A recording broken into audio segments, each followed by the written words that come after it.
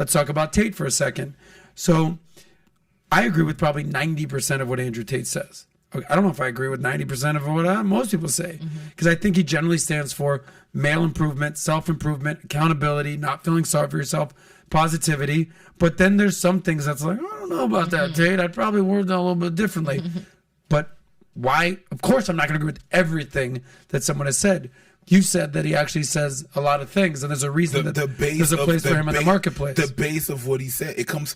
You have to watch where it comes from. So that's why I'm like, what's your percentage of agreeants and disagreeants to him? I haven't seen everything, so I can't really answer. Well, but I'd say 70 to 80. So you mostly agree with them. Well, let me get your thoughts on Tate. And that's the thing. There's a reason why I'm saying I don't think he should have been deplatformed. No. But then again, I cannot even, like, I have it's in French, so you're probably going to watch that. But I have a podcast on sexuality, okay? Talked about different topics and everything and stuff. And I have a co-host. Okay, that girl is more feminist than I ever will be. Yep. And I brought her up. Let's hope that. And I brought up. Yeah.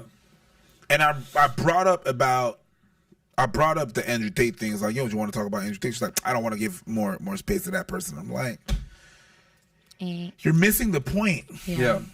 We're not giving him more. Anyways, what space does he have? He's the platform. Yeah. What publicity? You can't do it. You're addressing things head on rather than sweeping them under the rug. That's where you're missing it. We can't just talk about that shit. You know what I mean? So yeah. Back to the whole premise of your show is like we talk about everything: social issues, culture, taboo subjects. Let's get it out in the open. Yeah, that's it. Right? But then again, I would talk about it on my other podcast. I would. Like, what do you mean we don't want to give more? No, let's talk about it because there is something. Well, I'll get back. Look, I'm not going to put words in your mouth. So this is from Abba and Preach. Yeah, so I'm not sure who said this, That's but fine. regarding Tate, I know you said you agree with almost 70%, whether that's high or low, whatever.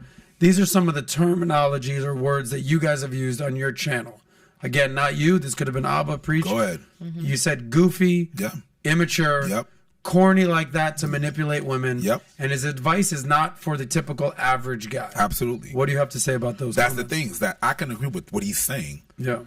But it's like, when you're talking about high value men and this purpose of high value men, most people are not high value. If we talk about money, if we talk about job, if we talk, that's not true. Most people that are watching are not that.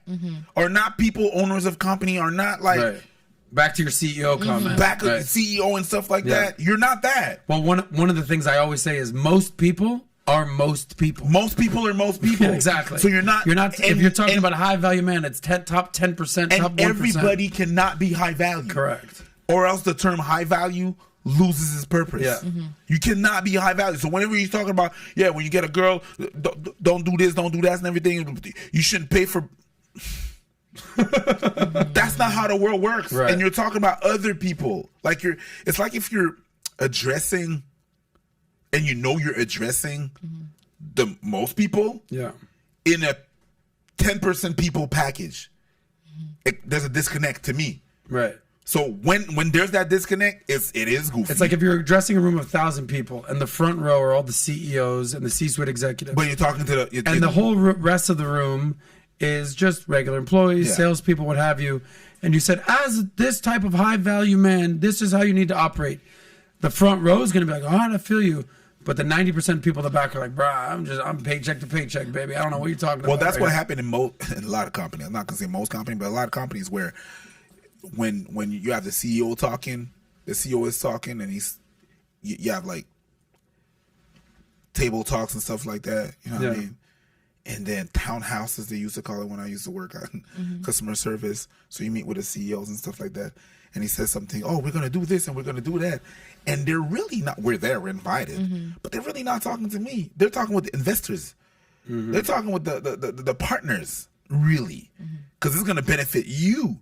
But us, we're the ones working, the ones that are front line, we're going to end up with all the consequences of that. The workload and everything is the same thing. So when you're doing that to all those guys, it's kind of if you're taking advantage of that. But do you think they're making it more attractive for men to strive to be more high value so they can have access to all the things that they talk about? It's not going to happen. But it cannot happen. What can't happen though? Yeah. 'Cause that's a good question. Everybody cannot get to that point. Right, but do you think think about it, if nobody talks about it at all, of course that probability is much, much lower. That's definitely. But now that there's more people talking about like, hey, if you can get yourself to this position, essentially these things are looked at as okay. Mm-hmm. And that's the thing, is that the if is not said. Mm-hmm. It's you're a high value man, not if you get to high value. I understand absolutely. If you package it the way you just did, if you get to that point, and it's just one word. But they do say that. They're like, listen, bro, you're fat. You got to get your shit together. And that's the part that I agree. Right. Again, there's some parts that I agree. That's the part that I agree. That's fine. The take care of yourself, that's 100%.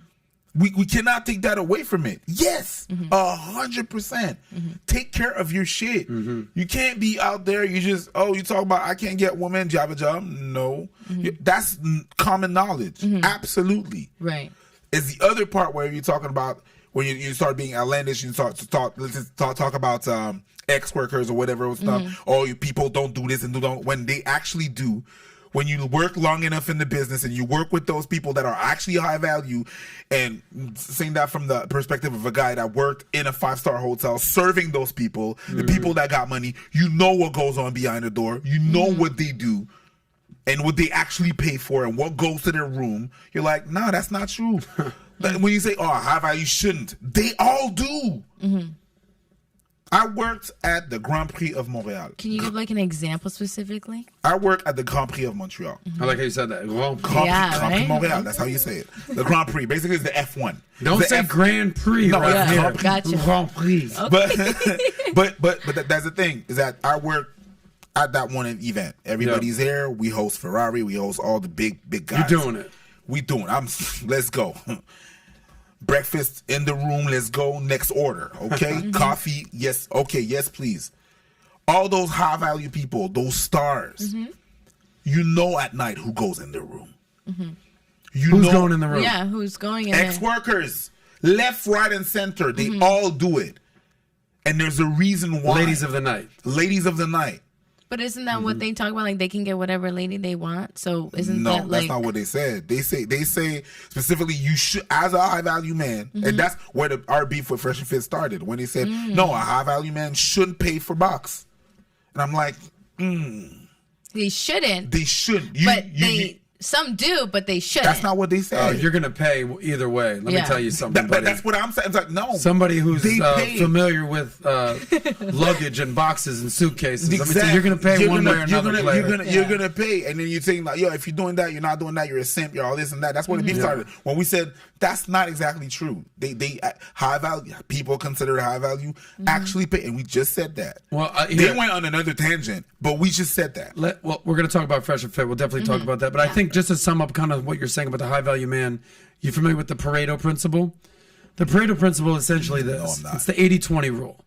It's that in any organization, the top 20% is doing 80% of the sales, making 80% of the money, getting 80% of the business.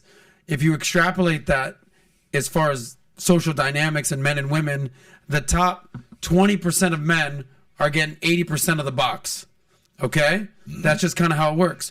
So if you strive for greatness and you become the top 20%, the top G, mate, you're going to get 80% of the women. That's just kind of how it is. Absolutely. And that's the beauty of capitalism. And not to get all economic here, is that in socialism, everyone's equal. This whole equality thing, we're all equal. But that means there's no greatness and there's no below average. Everyone's fucking normal. Absolutely. The problem with that is, if everyone's normal and we're all having a good time, who's cleaning up for after the party? Nobody.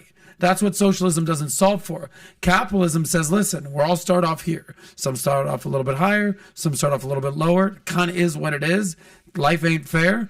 But if you work your ass off and you achieve status and you increase your value, you can become one of those CEOs or those bosses that is getting 80% of the money, the good times, the females, whatever it is. But if you bullshit and smoke weed every day and play video games, just make excuses, then you're going to be in the bottom fucking 20%, and best of luck.